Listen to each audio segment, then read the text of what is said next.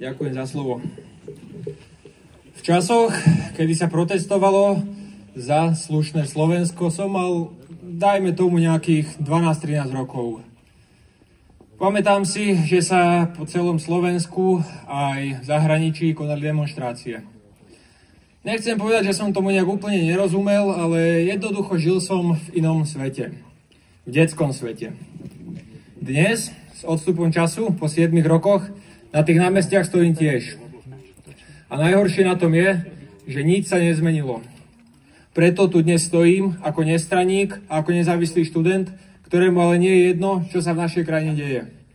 Nedávno som dostal otázku od môjho kamaráta, prečo sa v poslednej dobe toľko mladých zaujíma o politiku a o tejto veci okolo. V prvom rade nezaujímajú sa, bodaj by sa zaujímali. A v druhom rade, ten zlomok, tá stotina, to percento z nich, ktorí áno, to sú tí, ktorým na Slovensku skutočne záleží a ktorí majú ambíciu zmeniť veci k lepšiemu. A presne preto ich musíme podporovať v tom, čo robia. Pretože sa ešte nevzdali a pretože sú odhodlaní.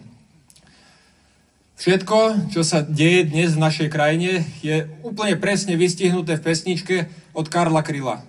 Byl hrozný tento stát, když musel si se dívat, tak zakázali psát a zakázali zpívat. A bylo jim to málo.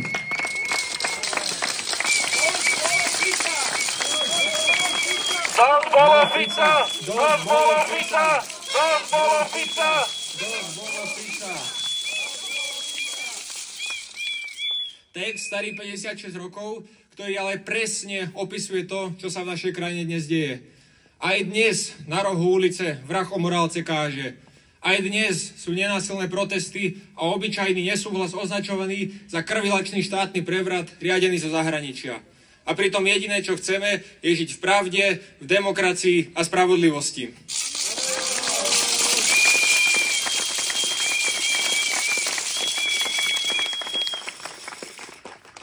A keďže pochádzam zo študentského prostredia, dovolte mi, aby som trochu prehovoril aj do vlastných radov. Vážení priatelia, vážme si krajiny, ktorú nám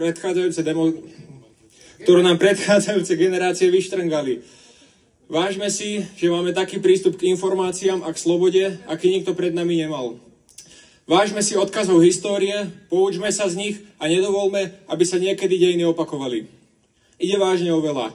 Ide o našu budúcnosť v našej krajine. Ako hovoril jeden rodák z nedaleka, pravda víťazí. A toho, keď sa budeme držať, budeme sa mať všetci lepšie.